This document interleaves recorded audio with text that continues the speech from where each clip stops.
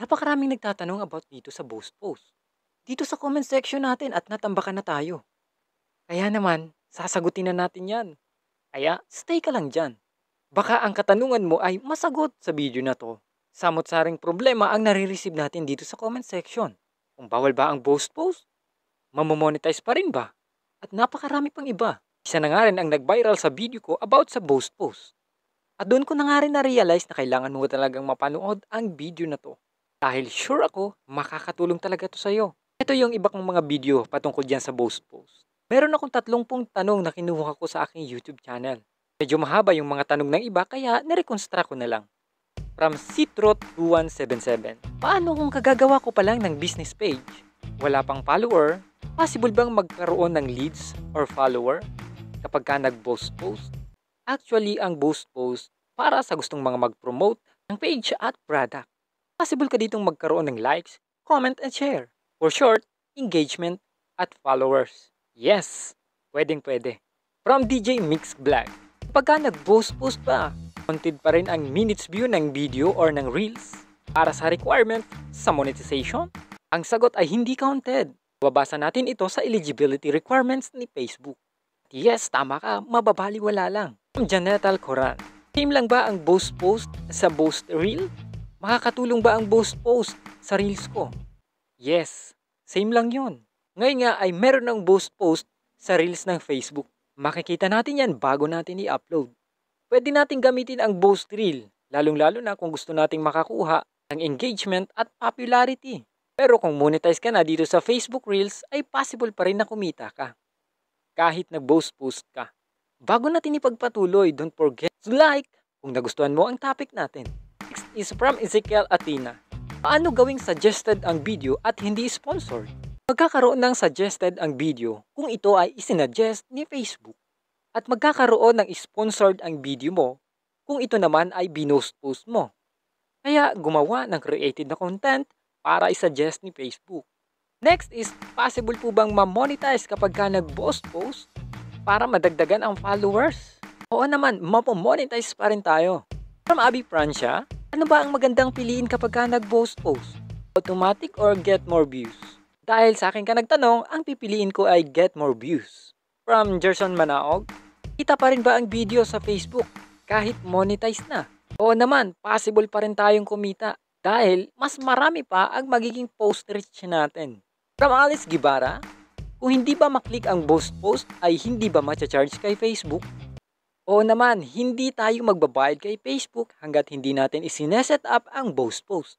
Kahit i-click mo yung boast post ay hindi naman yan agad-agad nagagana. Kasi marami ka pang isi-set up like target audience at pagbabayad. Bago natin ipagpatuloy, ano ang masasabi mo sa boast post? Comment mo na yan. Next is from Tres Locos. True po ba kapag nag-boast post ay hindi mamomonetize ang Facebook page? Kapag nag-boast post ka ay mamomonetize ka pa rin. Lalo na yung Facebook account mo at yung Facebook page mo. From Charlie Celis. One day payment ba ang boast post sa Facebook page? Yes, tama. Kung ang inabail mo ay good for 1 week. For example, $10, yun yung babayaran mo.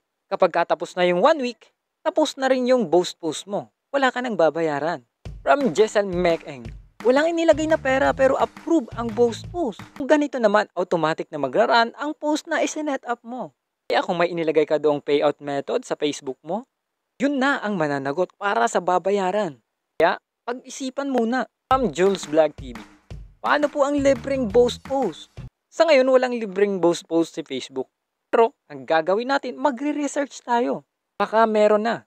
From Sid Kunanan TV. Pwede bang i-boast ang profile kapag monetize na?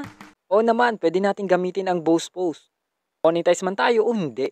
Dahil ito ang tools ni Facebook para sa mataas na post reach at engagement. From Linggi Gulizaw. Mamomonetize pa rin ba kapag nag-boast post? O naman, mamomonetize pa rin kapag nag-boast post. Pero yung minutes view ng ginamit mo, yung binost mo, yung video na yon, hindi counted. From Merlin Baruro. Pwede bang hindi gamitin ang boast post? Mamomonetize pa rin ba? O naman, pwede itong hindi gamitin kasi optional lang naman ito. At mamomonetize pa rin kahit hindi ito gamitin. Pero bago natin ipagpatuloy, don't forget to share this video para naman makatulong sa channel natin. From user. Isang post lang ba ang maboboost post o buong page? Ang sagot ay isang video lang ang maboboost post. Aling picture, text ang ginamit mo, lalo na video. Bonus na lang kung merong bumisita sa Facebook page mo, sa profile mo, dahil sa boost post mo. From America, Philippines. Mamomonetize ba kapag ka nag-boost post para dumami ang audience? Sa una lang, para makakuha ng followers at maging eligible sa ads on Reels. Pwede natin itong gamitin para sa pagpapataas ng engagement, para makilala pa ng iba, pero hindi ito pinakasolusyon para ma-monetize. From Grace Daniel. May bayad ba ang boost post? Opo, may bayad. Kaya pag-isipan natin, gusto natin gumastos para dito. From Love Mitch. Paano po i-delete ang boost post? Dito, hindi na natin ma-delete ang boost post. Pero, pwede nating ma-post ang binost post natin. Tandaan din na hindi natin maire-refund yung pera na ginastos natin sa boost post. Need mo pa makipag-communicate sa Facebook, sa ad support service. From Kuya Nad, good vibes. Meron pa rin bang revenues sa video na binost post? Based sa research ko ay meron na ding kita dito at revenue. From Rena Jen, Gat Bonton. Pwede bang mag-post sa Facebook account? Oo naman, pwede. From Mahal Kita. Pwede bang mag-post ng product na hindi ibaba ni Facebook? Hindi ba ibaba ni Facebook? Sa katunayan, hindi ibinaba ni Facebook. Kasi, ang boost post ay partner ng isang negosyo para dumami ang sales. From Amor Gipado. Sure bang madadagdagan ang viewers kapag ka nag-boost post? Kung ang target natin ay get more views, madami talaga ang views. Siyempre, nakadepende yan sa budget. From Benjamin. Hindi ka ba nag-boost post? Aabot din ba sa 1K views? At mamomonetize ba yon? Kahit hindi tayo mag-boost post ay magkakaroon pa rin tayo ng views. Mamomonetize pero tiyaga lang. From Jenrix Montelibano. Bakit dati maraming nag-i-inquire sa akin pero ngayon kunti na lang? Pwede naman tayong lumipat ng Facebook ads kaysa boost post para ma-explore natin ito na magagamit natin sa business. Lalo na sa Facebook ads ay merong A and B split test. Share ko muna itong Facebook page ko, baka hindi ka pa nakakabisita dyan. Pwede ka dyang manood ng Reels tutorial and then yung mga updates. From user. Hindi ba bawal ang boost post para ma-monetize ka? Hindi ito bawal. Kahit sa negosyo, pwede natin itong gamitin. Hindi pa madidemonetize kapag ka nag-boost post ng video. Ang sagot ay hindi. Kasi isa ito sa mga tools ni Facebook para sa paglago ng Facebook natin. So hanggang dito lang ang ating video. Medyo humaba na tayo. Ang ibang sagot sa mga tanong ay sa next vlog na natin yan.